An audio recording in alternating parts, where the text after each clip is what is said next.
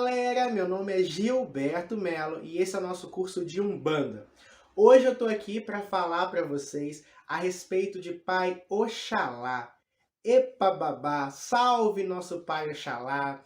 Oxalá sim é um orixá muito cultuado, muito amado, né? Enquanto Exu é muito mal interpretado, como a gente visualizou na última aula, Oxalá é quase um consenso, né? Que é uma coisa positiva, que é um orixá. E a gente viu que não todos os orixás o são.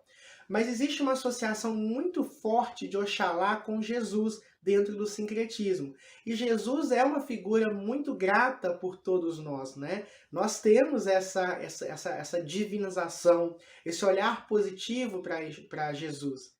E aí, Oxalá sendo associado, a gente acaba projetando isso também, né? Principalmente nós que viemos de uma outra educação e estamos agora conhecendo a Umbanda ou estamos na Umbanda. A gente tem ainda esses vestígios da nossa primeira infância, da cultura, né, que nós nos desenvolvemos. Jesus não é Oxalá.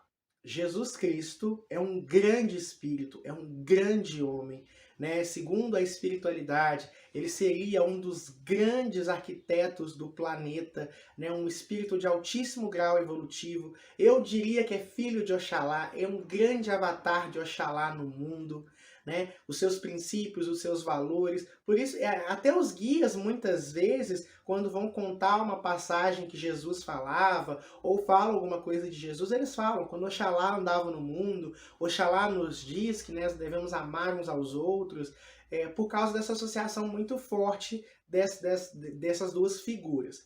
Mas Oxalá não é uma pessoa. Oxalá é uma energia, Oxalá é um conceito, Oxalá é um desdobramento do Criador, como todos os orixás o são, tá? Gente, desculpa pelos barulhos externos aqui. Oxalá, ele é a manifestação primária de Olorum, de Deus, né? Deus faz o mundo através de Oxalá. Oxalá é a materialização de Deus no mundo. Tá? Quando a gente pega, por exemplo, a ideia da cristandade, é muito similar à associação de Jesus com Deus dentro do cristianismo, onde Jesus é ao mesmo tempo Deus, mas é ao mesmo tempo Filho. Isso também acontece dentro da religião Yorubá, dentro da religião dos orixás. Oxalá é muito próximo, que muitas vezes é confundido com Deus, mas ele é filho ao mesmo tempo. Ele é filho porque ele é um desdobramento, né? Então, Oxalá é o filho primogênito, é o primeiro filho, é o primeiro orixá. Mas aí, Gilberto, você não falou que o Exu é o primeiro? Exu e Oxalá, eles estão sempre dentro desse processo de dualidade. Quando Olorum exterioriza, né, como dizia pai Rubens Saraceni, quando Deus cria Oxalá, automaticamente Exu nasce. Por quê? Quando você acende uma vela, a sombra não se projeta, Exu é a sombra de Oxalá. Né? Então, quando Oxalá se cria, Exu automaticamente surge também. E Oxalá é a base da criação. Oxalá sustenta tudo no nosso planeta, não só no nosso planeta, na nossa vida, no nosso planeta, na nossa Via Láctea, no nosso universo, tá? Porque Oxalá é a ordem, Oxalá é o equilíbrio. Todos os orixás, com exceção de Exu, estão em Oxalá. Como todas as cores estão dentro do branco, com exceção do preto. Consegue entender esse mistério de Umbanda? A palavra Oxalá significa orixá que veste branco, né? O branco da pureza, o branco que carrega todas as cores em si. Então é interessante essa questão. Oxalá é a ordem, é o equilíbrio. Eu gosto muito de falar nas minhas aulas presenciais e trago esse exemplo também para o meu curso online, a respeito da cultura indiana. Eu gosto de fazer esses paralelos culturais para a gente entender, primeiro, que a Umbanda, a teologia de Umbanda, ela é muito rica e tão rica e sábia quanto outras teologias e outras filosofias espirituais, né? E também para ajudar no processo de elaboração de conceitos aí para vocês. Dentro da cultura hindu, nós temos uma trindade, Brahma, Vishnu e Shiva. Brahmani, o criador, Vishnu, o sustentador, Shiva, o destruidor. Mas lembrando que essa destruição é aquela destruição da transmutação para o recomeço. Né? Não existe fim no universo, existe recomeços. Né?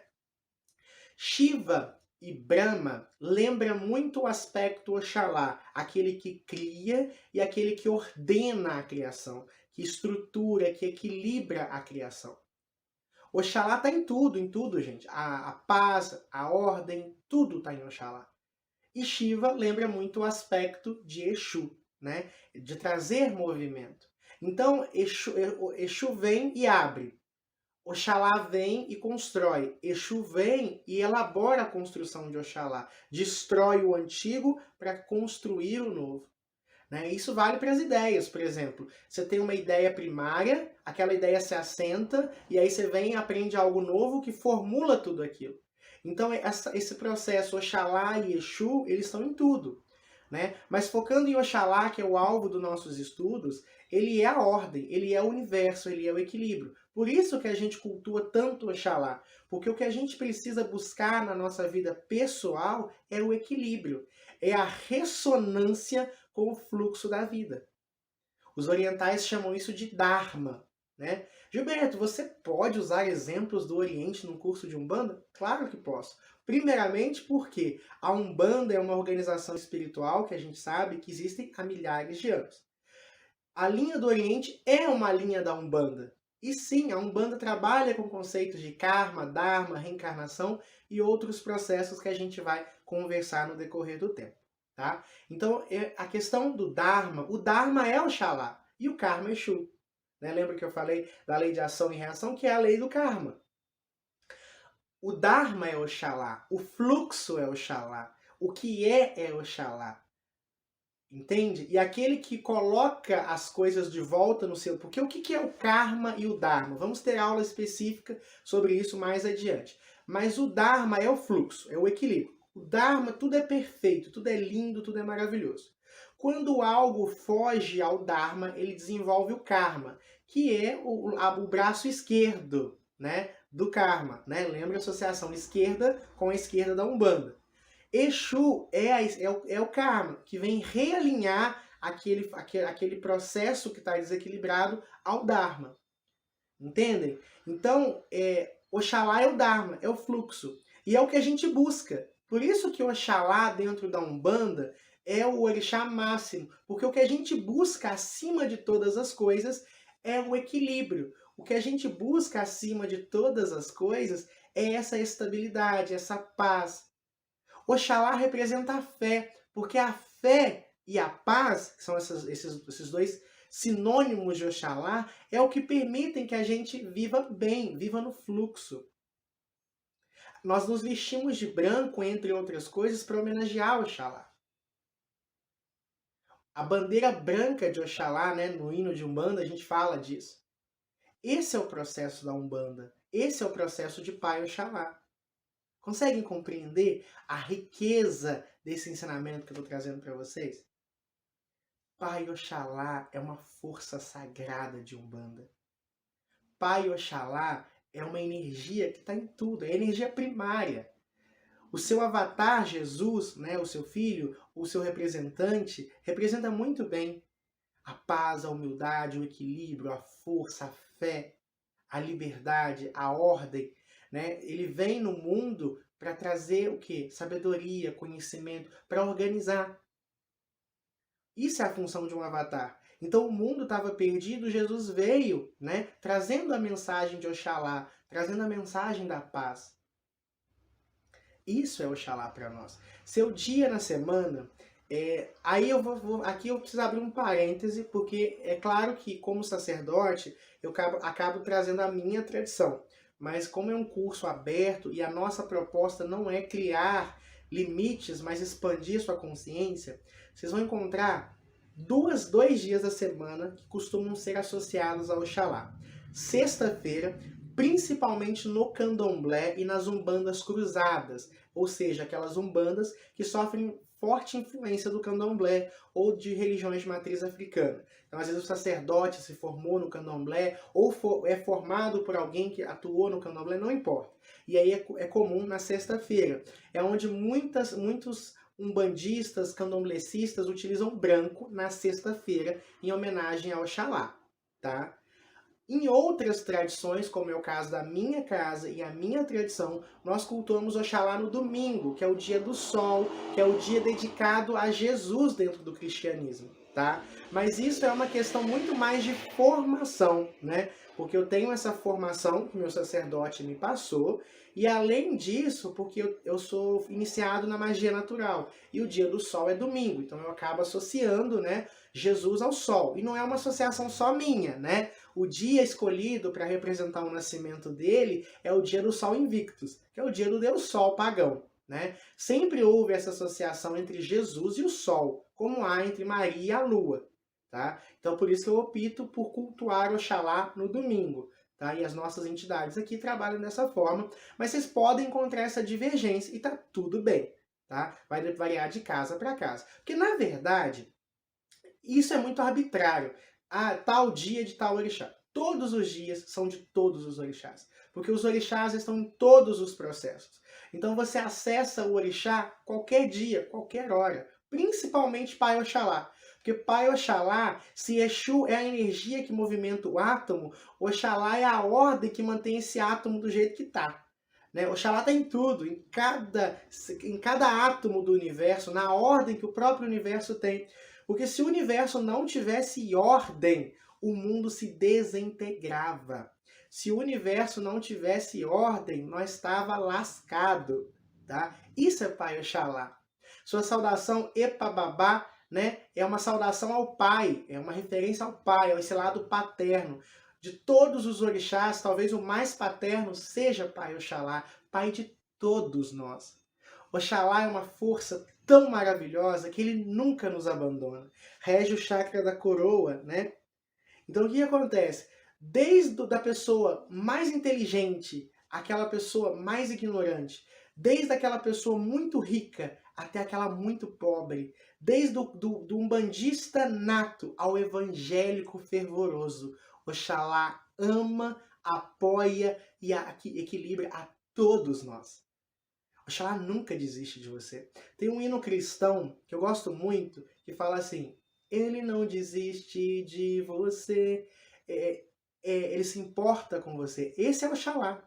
É um hino que faz referência a Jesus e sim, faz referência a Pai Oxalá, que é uma força que está sempre conosco. E que a qualquer momento que você exercitar a sua fé, Oxalá está lá.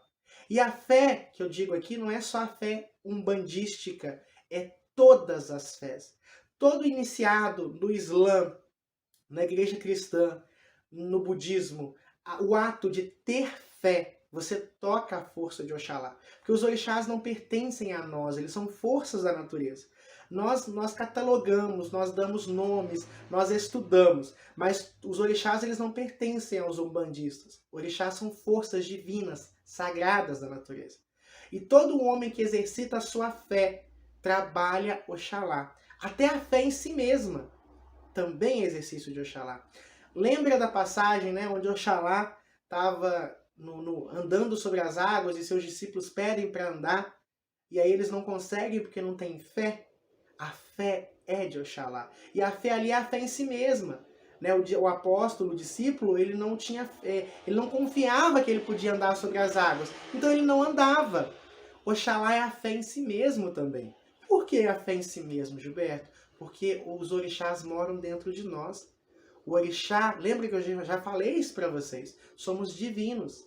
A fagulha divina, também conhecida como chama crística. Por que chama crística? Porque se Olorum criou o universo através da ação de Oxalá, qual você acha que é o orixá primário que sustenta a tua essência divina? Oxalá. Oxalá está dentro de você. Então, quando você tem fé em si mesmo, você está exercitando Oxalá. Isso é muito bonito. Se oferece coisas brancas para Oxalá, tecido branco, a comida de Oxalá, né? Elementos de Oxalá são elementos brancos. Nossa, hoje está muito barulho, mil desculpas, viu, gente? o que acontece? Oxalá tem esse aspecto branco, então arroz branco, canjica branca, né? Geralmente são as entregas, vela branca. Não se oferenda normalmente bebida alcoólica para Oxalá. Oxalá não gosta da bebida alcoólica, pelo menos na nossa tradição, tá? A gente não oferece. A gente usa muito canjica e arroz para Oxalá, tá bom? Só coisas brancas. Dia da semana, sexta ou domingo, dependendo da tradição. Saudação Epababá, né? Salve o grande Pai, abençoe-nos, Pai. É uma saudação à presença, puxando a nossa Pai Oxalá. Então, por hoje é só, né? Acho que o vídeo já ficou bem longo, bem extenso. Façam a leitura da apostila e coisas que vocês precisarem, vou estar sempre aqui, tá bom? Um beijão e tchau, tchau!